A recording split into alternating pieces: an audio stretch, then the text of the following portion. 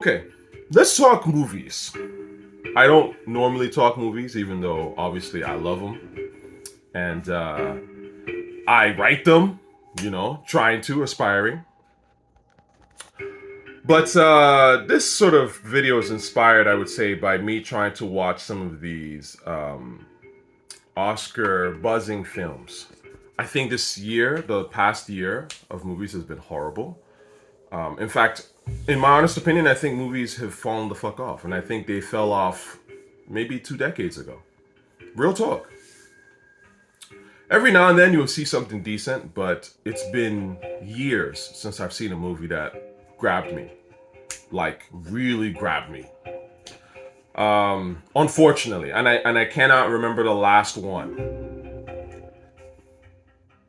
You know? Ip Man, maybe. Maybe. But even then, I was like, Ip Man's it's a great movie. It's not like American Beauty. It's not like a phenomenal, this is one of the greatest movies I've ever seen type of movies. And I think that it's unfortunate. I don't feel like we're making those anymore. Like, there's a whole class of films like American Beauty that I don't think people are even trying to reach anymore. Because I think all of this stuff now is like, it's pandering. Really, in the grand scheme of things, I think artists are pandering like crazy. Just as they're doing it in rap music, they're doing it in film. They're pandering to whatever their particular audience is. That particular audience is saying, this is the greatest shit ever, when it's not.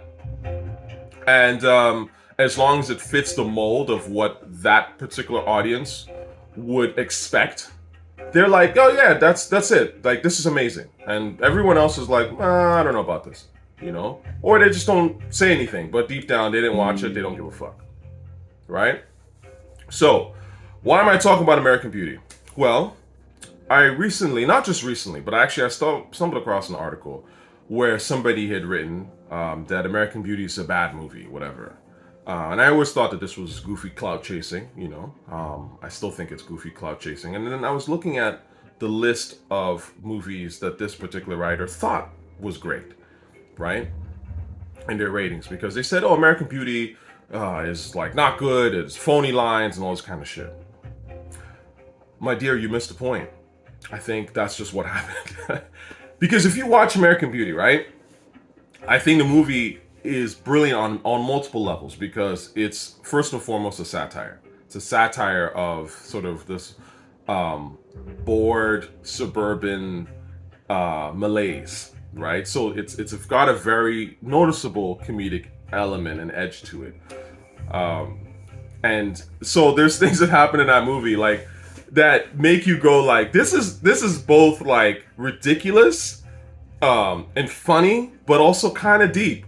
It's not one or the other exactly, because if you kind of look at it as one or the other, I think you miss the point. And so this lady, for example, who wrote the article was saying how like there's a line where I think somebody says, sometimes there's so much beauty in the world I can't take it, or something like that, right? And she's like, that's some phony philosophical shit. But I think you're missing the point, okay? The fact of the matter is that this is a cat who's bored, okay? I think the character who said that was bored, right? He lives in the suburbs where there's no struggle, really, but they're making struggle in their own minds. It's very white, by the way. And so they're impressed by things that honestly aren't that impressive, in the grand scheme of things. But there is some truth to that. There is a lot of beauty in this world if you choose to think about it that way. It's like that the plastic bag thing that always cracked me up. That was like, I remember seeing that shit and just like dying, because it's ridiculous for him to film a plastic bag floating in the air and being like moved to the point almost of tears of how beautiful it is. And so that's part of the humor. This is why American Beauty is so funny to me. But at the same time, it is beautiful. Like, the way that the bag is floating and shit like that with the music, it is fucking beautiful. So you're like, I mean, to me, these are the things, the dualities, as people will say online, the dualities. These are the things that make film great, okay? When it's not just one thing. And I think this is honestly why a lot of films to me are so whack now. They are one thing. They are literally what they tell you they are. Plane. We're on a plane. We're fighting people on the plane. The movie's called Plane. Go watch it. Again, you're pandering to a certain audience. That shit's not gonna be great. Okay? Movies to me need to be multiple things. And I'm not saying multiple things and unfocused. No, but I'm saying like it needs to have a certain theme and explore it fully. Right? I mean, that's the power of an amazing film. This is where you feel like you've pretty much explored everything, but at the same time, you've done it with brevity. You know what I'm saying? And beauty. Right? And I think this is my problem. It's like I look at this particular critic's um, list of stuff that she liked this year. So she liked, for example, the Banshees of Inisherin. That shit sucked. I'm sorry. I couldn't even make it through the whole movie. That's a one note ass film. Okay? The dudes repeats of, "Oh, you were at the pub." Well, I didn't see you at the pub. Why weren't you at the pub? Well, I wasn't at me pub because, it's like that's some one note bullshit, okay? Now, I get it. You might think that shit's brilliant because I can't remember the Martin someone who made In Bruges. That's his film, and I like In Bruges. I think In Bruges is a good movie, to be honest with you. But you can't tell me that American Beauty is a bad movie and then tell me that Banshees of Inisherin is great. I don't believe you. Okay, that is a one note ass film. Okay, the cinematography might be great or whatever you want to say about it, but it's very much tonally. It doesn't have the charm American Beauty has. Like, and again, where is the charm? Where is the charm in all these movies? Okay, to me, a big part of what I loved about movies to begin with is the charm. It's the acting. Obviously, the score. Score brings a lot of charm to a movie. I want to be charmed, man. I don't want to watch some, socially awkward weirdo who can't speak well, who's like moping the whole time or in their own head the whole time or whatever. It's boring, okay? It's like there's only so much of that shit I can stomach, right? Do something, say something interesting, do interesting things. You can be socially awkward, you can be a strange character, but there's got to be more to a movie than just look at how strange this person is. And I'm going to show you all the ways in which they can be strange and all that kind of shit. It's boring. It's one note. And to me, a lot of these movies are super one note. Tar, I tried to watch. I think of the bunch, it's probably one of the better films in that regard. But again, like, it was kind of lifeless. I'm gonna be honest with you. You know what I'm saying? Like, it felt like I was watching a TED talk of a great composer. Half the time. Like, I was just kind of like, okay, she really knows her stuff. Okay, this is great. But why am I watching this? You know what I'm saying? What is her problem? What is her dilemma? I'm still there. Okay, she's talking. She's talking about composing. Blah, blah. Now she's talking to another person about composing. Okay, this is cool. Kate Blanchett's got a ton of charisma. She's a fantastic actress. So obviously I can follow her in that regard. But I'm also bored out of my fucking mind. Okay? And there's no score underneath. So I'm just sitting there going like, okay, this is super dry. And I'm just kind of tired of these dry-ass movies. So I know I'm kind of a little bit all over the place because I was saying I'm going to talk about American Beauty. But the reality of the matter is, whenever I see these sort of like Oscar drama, black comedy type of films, whatever, to me, I always think of American Beauty because American Beauty to me, at least from my perspective, is the benchmark. Okay? And a lot of these people that are saying, oh, American Beauty isn't a good movie, they wish they made American Beauty. That's the way I look at it. I always wonder, like, Sam Mendes and Alan Ball, they'd probably be sitting back being like, man, get off my dick. Like, I'm sure they must be thinking this shit. You know what I'm saying? You know how many people copy American Beauty on the low while also saying it's not that great of a movie and all this shit? It's like, what are you talking about? You know what I'm saying? That's what I'm saying. I don't get it. I don't get it. Now, American Beauty, in my opinion, is one of the best movies ever made. It's one of my favorites. Why is it one of my favorites? Even though, again, it's not necessarily in my top 5, but it's in my top 10, I would say. It's definitely one of my favorite movies. Now, for me personally, American Beauty was a game changer in like how I viewed film.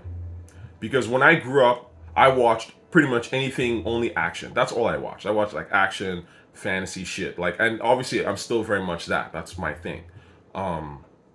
Kung fu films, all that. So to me, movies were about exciting things happening. So if it was like some family sitting in a tree, around a tree talking about their relationship problems, I wasn't gonna watch that shit. To me, I was like, I don't care. Like, you know what I'm saying? Like, this is not this, like, I can film myself and my family doing that shit. Like, this is not it. You know what I'm saying? Show me something that I wouldn't be able to normally see. And that's been my attitude a lot of times with film. So, um, I liked a lot of things. Obviously, The Mask of Zorro, I absolutely loved back then as a kid. I loved when The Matrix came out. That blew my world away. So Face Off. I remember, like, Twin Warriors, right? Like, these are all movies. I loved action oriented material. So, and even Ever After, I actually liked that. My mom used to love that movie. That was a romance movie, but again, that's set in the past. It's sort of like a Cinderella thing. There's a budget, so it's again not your typical, like, we in the house and you're just making a movie about people living average, ordinary lives. That's boring to me. American Beauty was the first time I saw somebody do that really well. Like, to the point where I went, oh my God, I get it. Like, I get that this could be a thing. Like, I can see why people would watch something that is based on just their general lives. And if they can make it in a way that's charming, like that shit could be an incredible watch. And American Beauty was that light bulb that went off for me because I love everything about that movie. I think the script's incredible, the score is phenomenal, right? Like, absolutely genius. If you haven't heard the American Beauty score, you've got to listen to it. It's literally some of the best scoring I've personally ever heard in a movie. The acting is obviously phenomenal. It's just a great movie. Every line hits. You know what I'm saying? It makes sense. Like, right away. Like, I can watch the opening first 2-3 minutes of American Beauty, and I feel like watching the rest of the movie. Whereas with a lot of these new movies, I watch the first 5-10 minutes and I'm already bored out of my skull because I feel like I've seen this movie before. It's a certain formula, even though it's art housey or whatever, and it's pretending to be this like groundbreaking thing when it's really not. It's like the new version of Whiplash. It's the new version of Moonlight or whatever. It's like I've seen these movies before. Okay, you're not impressing me. Real talk. You know what I'm saying? And this is where I go extra hard on these new movies because I just feel like they pander all the fucking time. And in a way, they're almost made like they're made with no real charm. And what was it that I think was it William Goldman, the screenwriter, who said the number one thing is to be interesting? I think we've forgotten about that. To me, like, if you're not interesting, what's the point? Right? Like, I don't know. To me, I watch some of these movies now and I'm just not interested. Like, I don't think they're doing anything interesting in terms of the story. What are you saying that's interesting? You know what I'm saying? Yes, like, you're following a subject very closely, a weirdo subject or whatever, and we're seeing every machination of that person's life, okay? And there is a certain precision and work ethic that you're able to pull off to even be able to do this. But is it interesting? Like, you know, not only is it interesting, is it something that is always going to be interesting? Because again, I feel like a lot of these movies, 99% of them have no replay value. And to me, if your movie doesn't have replay value, how can it be a great movie? Replay value, as I stress, in music, in movies, is number one. If you can create something that has infinite replay value, you have actually made one of the greatest things in that genre. That's a whole fact. So you can't knock something that actually has infinite replay value and say that something that doesn't have any replay value that we're not going to remember, that is just another movie, because by 2023, this year, 2024, we're not going to be talking about Banshees of Inisherin. Okay? We're not. You know what I'm saying? But 2030, we're still going to remember American Beauty, whether you like it or not. And you can say stuff, well, Kevin Spacey, who gives a shit? Okay? At the end of the day, he was a part of an amazing movie. He's a phenomenal actor. I don't know anything about his personal life. I don't give a damn about his personal life. You know what I'm saying? Like, if he's done fucked up shit, he should be going to jail for it, then he should go to jail for that shit. That whatever. Like, I don't get into all that. I don't care about that shit. You know what I'm saying? Like, at the end of the day, I look for great art. I want to be inspired. If you make some great shit, you've made some great shit. You know what I'm saying? And whether or not you like Kevin Spacey, it's a phenomenal movie. It is what it is. You know what I mean? So, I think I'll end it on that. Watch American Beauty if you haven't. Let me know if there's a movie that really blew you away.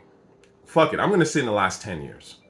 That you, like, you can watch endlessly, that you see yourself, that really, really struck a chord with you? Because I got to be honest with you, I am struggling to think of a movie made in the last 10 years. So that's between 2013 to present, that really sat with me and made me go, whoa, like, this is one of the greatest movies I've ever seen.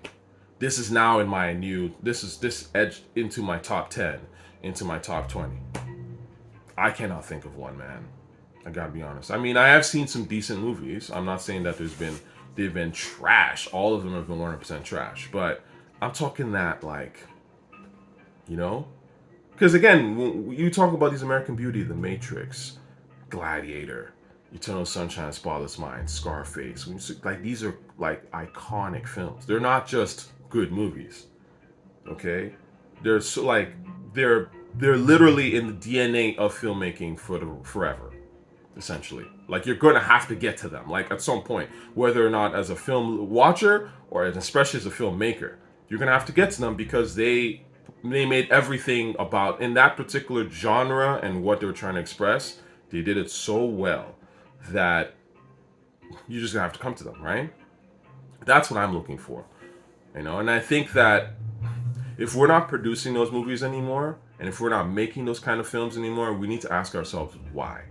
Because there used to be one of those, like, every year, pretty much.